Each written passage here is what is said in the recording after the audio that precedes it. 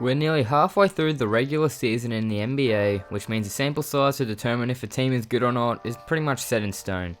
At the time of this recording, the LA Lakers have the best record in the West, with a record of 27-7. So whilst their record is, pretty good, people are still doubting if they can really compete with the top dogs. Yeah, they are 27-7, but 18 of those wins have came against teams under 500. Their record against teams that are above 500, it's only 9-7. So yeah, it's still positive, but it still puts doubt in people's mind if they can really compete with teams like the Bucks and the Clippers and so on and so forth. Personally, I think the Lakers are fine, but if they try and get one of the 5 players mentioned in this video, I think it'll really solidify their placement as a finals threat. So yeah, let's talk about it, but if you do go enjoy the video, please be sure to hit that subscribe button, press the like button for daily basketball videos. We're nearly at 500 subscribers, so that'd be pretty dope if we could hit that soon. And if you have any questions about any of these players in the videos, please be sure to drop them down, whether it's something you have an idea for another player they should try and trade for trades totally off. Some of these are reported that they could happen, some of these are just pure speculation I think they should do. But without further ado, let's keep talking about the video. So yeah, for the first play in this video, I do have Mr. Darren Collison. I believe it's the most realistic option, and yeah, if you've heard the latest news, he is contemplating about coming out of retirement. Now, of course, he retired, out of nowhere last summer because of religious reasons. He's a Jehovah's Witness. I don't really want to dive down too much into that because, I don't know what's really going on. I don't want to offend anyone if they are Jehovah's Witnesses, but he is considering a return. It is reported after the NBA deadline, so obviously, if he signs for a team, he doesn't want to get traded. And the 2 teams that are reportedly interested in him the most are the LA Lakers and the LA Clippers. So I do believe this is the most realistic play out of these 5 players, and he'd make a great piece for this Lakers team. He's an amazing, he's not amazing, he's a good 3-point shooter. Last season, he shot 40% from 3. It's only around 2.6 attempts a game, I'm fairly sure. But he's a threat from outside regardless. He's an upgrade over Troy Daniels, Quinn Cook, Jared Dudley, Avery Bradley, of course. Last season, he did average 11 points. He even averaged 6 times. He's a good point guard. So you add that to other playmakers like Rajon Rondo and LeBron James. They've got a good core of playmakers that can really move that rock. So he averaged 6 assists. He, of course, shot 40% from 3. He shot 46% from the field. So he's efficient. He's an efficient point guard. He had 83% field goal, and he had one of the best assist to turnover ratios, with only averaging 1.5 turnovers and averaging 6 assists. And he's another veteran. He joins the likes of LeBron James, Dwight Howard, Rajon Rondo, and Jared Dudley. So young players like Taylor Horton-Tucker, they can really, welch off that experience. So he would be a good good play for the Lakers. I reckon that'd open him, welcome with open arms. And it doesn't have to be big pieces. They don't have to add big pieces. Only these small little pieces can push you that much. Because the Lakers, their bench isn't the greatest. But having someone like Darren Collison coming off the bench, or even he could start point guard, shift LeBron back to small forward if he's not playing there already, that still works out well. So Darren Collison would be a good pickup if the Lakers could get him. Now for the second play in this video, I have Mr. Bertans, and if you weren't aware, if you are sleeping under a rock, this man is killing it. He is one of the league's best 3-point shooters, and if you really want to make LeBron effective, you surround him with 3-point shooters. Because LeBron, he's a playmaker at first. LeBron is amazing. You saw with the Heat team, he had shooters like Mike Miller, Shane Battier, Ray Allen, James Jones, just to name a few. But if you put Bertans with LeBron James, that boy, he is going to be cooking. For the Wizards this season, he's averaging 15.5 points a game, 5 rebounds, 2 dimes, shooting 44% from the field, so somewhat efficient, 43% from 3 on an incredible 8.6 attempts per game. In total, he's shooting 105 from 242 attempts from 3 at the time of this recording, and he's an 89% free throw shooter. He is on an expiring contract as well. Like I said, he'd fit amazing with playmakers like LeBron and Rajon Rondo. But this is where the challenging part's going to come through. So Wizards, they're selling. So other than Bradley Beal, I think everyone's really on the trade market, and it's going to be tough to trade for him. So to get a good player like Bertans would fit really well with the Lakers, you'd have to give up a bit. So I got them giving up players. So this trade I'll put up on the screen. So I got the Lakers giving up Taylor Horton-Tucker, KCP, the 2022 second round pick, and a 2023 first round pick. And I think it's a good trade because the Wizards get 2 picks in return. They get a young talent in Horton-Tucker.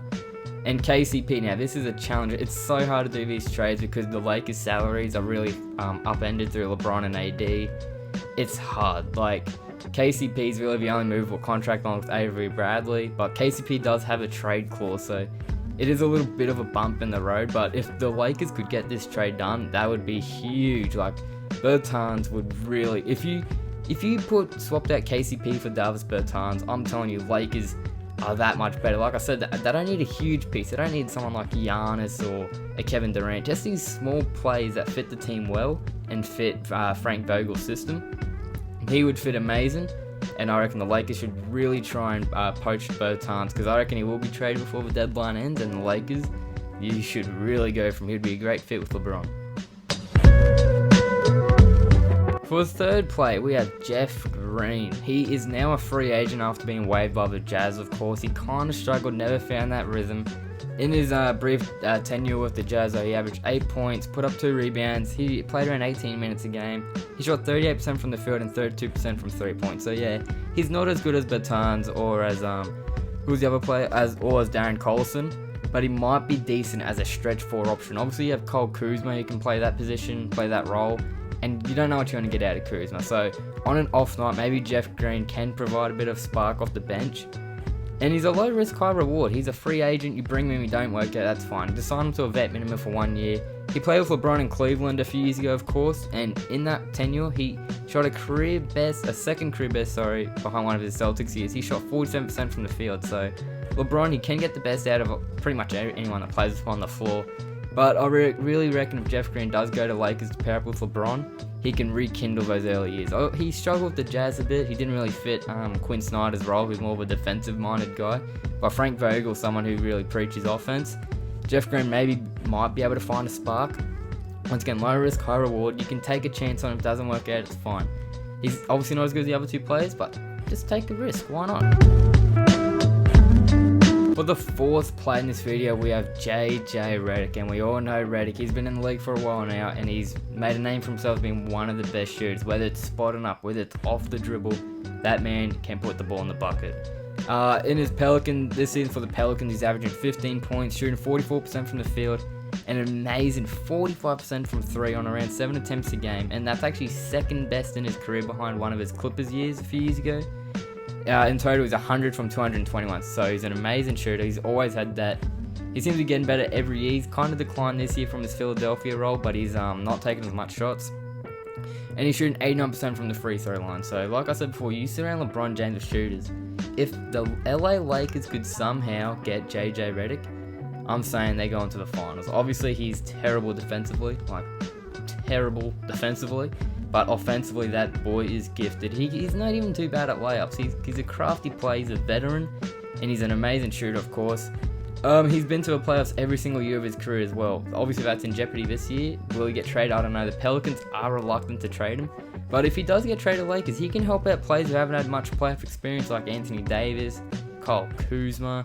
You know, those players that still lacking. Obviously, you have Dwight and LeBron Rondo helping out, but he's another good veteran. Like, he is the definition of veteran presence that can help out that locker room and obviously shoot the hell out of that ball. And yeah, LeBron, he'd be able to get the best out of him. Like, LeBron, if you gave LeBron James one of the best shooters in the league and JJ Redick, oh boy, that's a lethal combination. Pelicans are reluctant to trade for him. So the trade I put up, I have the Pelicans getting back Caldwell Pope, Troy Daniels, a 2022 second round, and a 2023 first round pick. And I think it's kind of fair. Obviously, Pelicans get more picks. They get Troy Daniels and they get Caldwell Pope. It's so hard to match these salaries. It's so hard. Like, I don't know if the Pelicans would say yes to it. Obviously, they get a pick back, but Troy Daniels and Caldwell Pope aren't really, they don't really thread the needle like that. Whether you could take out Troy Daniels and add Talen Horton-Tucker, I don't know if that could get the job done. But it's hard because KCP does have that release clause, and I'm assuming he wouldn't want to leave a contender to go to a team that's going to be in the lottery like the Pelicans. But if somehow the LA Lakers could get this done, that he's probably the best fit for him in this video, him or Bertans. Bertans probably more likely to happen because Pelicans said they don't want to get rid of Redick easily. But if Lakers get this done, I'm saying they're winning the finals. Alright now, hear me out. Hear me out. Obviously, Dion Waiters, you might scoff at this and think, why would we want Dion Waiters? If you're a Lakers fan, I'm a Heat fan, so I reckon they're trying to get rid of him, and I reckon he would fit alright after the Lakers. When you think about it, he would excel as a scoring option for the bench. You think of players like Lou Williams, he is a bucket getter. Dion Waiters gets buckets. He can get buckets, he can score the ball well, and I reckon he would fit amazingly with that second unit with Rajon Rondo. So I reckon if Lakers could get him, because he has little to no trade value, the Heat are trying to ship him. The Lakers can get him on the cheap. He hasn't played the season, obviously due to multiple suspensions, and hey, that pretty much killed his whole trade value. Now Miami won gone, of course. Last season, he was still overweight and still coming off an injury, but that's no excuse. He averaged 12 points, 3 dimes, shot 41% from the field, and shot 37% from 3 on around 6.5 attempts a game. So he was overweight, and he was coming off that injury, of course, that played in the last few years. So he's now healthy, he's slimmed down a lot, and obviously, yeah, he's a bit of a risk. He's a locker room cancer, supposedly. I mean, they don't really have young players, so they can't jeopardize their confidence too much, but Lakers could get him on cheap, I'm telling you. Like, the trade I have is Dion Waiters and a second round pick. The Lakers would receive second round pick for KCP and Avery Bradley. It's so hard. Like I said, I don't think Lakers would do this, but Miami obviously would. I don't know how else. You might have to do a 3-team trade to get someone to pitch in, because I don't think the Lakers would give up KCP and Avery Bradley for Dion Waiters. But once again, the salaries are so hard to match. But if this did happen, I'm telling you, Waiters, he could average 15 off the bench. The Heat don't play him, and he can still ball. Dion Waiters can still ball. In his last healthy season with the Heat a few years ago, he averaged 16 points and pretty efficient shooting. And if the Lakers got him, I'm telling you, LeBron shipped him off in his first year back in Cleveland back in 2015. But if he went to the Lakers, even for a better deal, I don't know, maybe you guys can think of a better deal for me in the comments, I'm not sure. But I reckon Dion Waiters would be a good bench player for this Lakers team.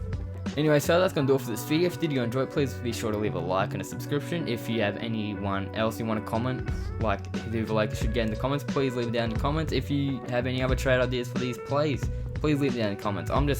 This is speculation. Obviously, Darren Collison won and Jeff Green, I can both see happening. Darren Collison won more because it's been reported.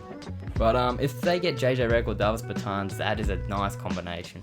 Or nice, combination of players with the existing squad of the Lakers. But yeah, that's going to do it for me. As always, been your boy Russo NBA, and I'll catch you next video. Peace.